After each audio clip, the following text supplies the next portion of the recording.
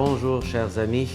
Ce matin, accueillons le Seigneur Jésus dans nos cœurs et lisons sa parole qui nous invite encore une fois à l'accueillir.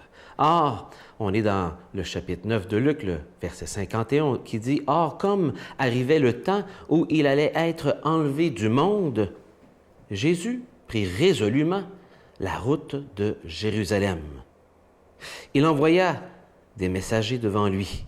Ceux-ci s'étaient mis en route, entrèrent dans un village de Samaritains pour préparer sa venue. Et déjà en partant, si on entend ces paroles Samaritains, ça devrait nous surprendre, parce que ce n'était pas habituel pour des Juifs de s'arrêter dans la Samarie lorsqu'on allait vers Jérusalem. En fait, on essayait de se dépêcher, de passer à côté, faire un détour pour éviter de se passer à travers ce terrain-là et encore moins de s'arrêter en ville.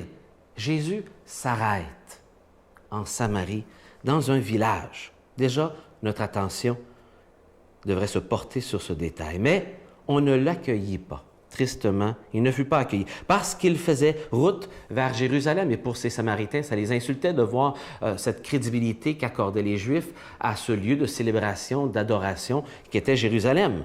Voyant cela, les disciples Jacques et Jean dirent « Seigneur, veux-tu que nous disions que le feu tombe du ciel et les consume? » Un peu comme Élie l'avait déjà fait dans l'Ancien Testament.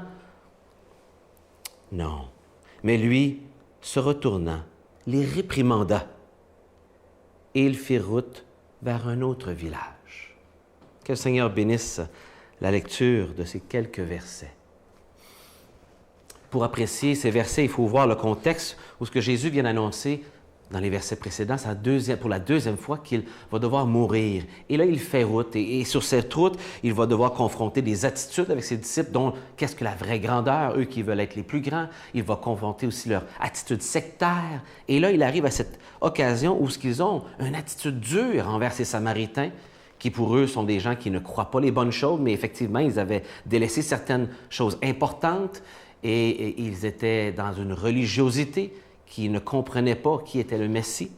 Et donc, il passe à côté, mais le Seigneur Jésus, lui, ne passe pas à côté. Il s'arrête là, même si ça va déranger ses disciples, parce que Jésus aime les Samaritains. Jésus aime ces gens que l'on méprise, qu'on regarde avec condescendance, parce que le regard de Jésus n'est pas comme le nôtre. Il regarde le cœur et il aime chacun. Et il voulait que ces Samaritains aient l'opportunité de recevoir le Messie, mais ils ne l'accueilleront pas.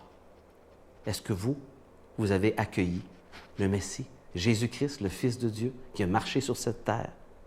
Ou allez-vous faire comme ces Samaritains, qu'on ne connaît même pas le village, puisque historiquement, rien ne s'est passé de très important cela, à cet endroit, parce qu'ils n'ont pas accueilli Jésus. On voit Jésus qui a un ton solennel et déterminé, qui ont dit qu'il a la face endurcie, déterminé à aller à Jérusalem, sachant ce qui s'en vient. Et il envoie des messagers devant sa face, littéralement. Mais ils ne l'accueilleront pas parce que sa face faisait route vers Jérusalem. C'est comme ça que c'est écrit dans le texte original. Maintenant, ce que je veux que vous remarquiez, c'est ceci. Les deux hommes qui vont parler ici sont des hommes qui sont appelés les fils de Zébédée, deux frères dont on parle à plusieurs occasions dans les évangiles, qui sont appelés les fils du tonnerre dans Marc chapitre 3, verset 17. Peut-être pour ces prises de position parfois tranchantes et dures. Et ici, ils ont un esprit de vengeance, alors que le Seigneur Jésus leur avait dit simplement que si on vous refuse, secouez vos sandales sur ce village-là. Pas de faire tomber le tonnerre du ciel sur eux et se venger. À Dieu la vengeance, à Dieu de s'occuper de tout cela. La mission des disciples de Christ ne s'accomplit pas selon les critères humains, parfois très radicales, d'une fureur destructive, mais selon le cœur gracieux de Dieu. Voilà l'attitude de l'Église qu'elle devrait avoir et adopter face à toute forme de persécution religieuse. Fait intéressant, ce même Jean, quelque temps plus tard, qui parcourait à nouveau la Samarie en compagnie de l'apôtre Pierre pour prêcher l'Évangile justement chez ces Samaritains. On lit cette histoire dans Actes chapitre 8, le verset 25. Pourquoi est-ce que le Seigneur Jésus ne voulait pas faire descendre ce jugement du ciel? Bien, on lit dans le texte de la Louis II qui ajoute ce verset ici au verset 56.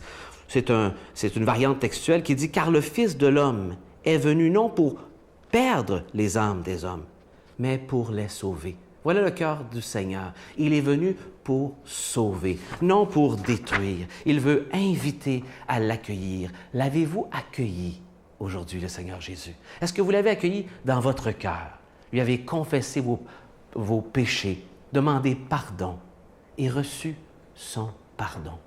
Pourquoi ne pas l'accueillir aujourd'hui? Que le Seigneur vous bénisse abondamment.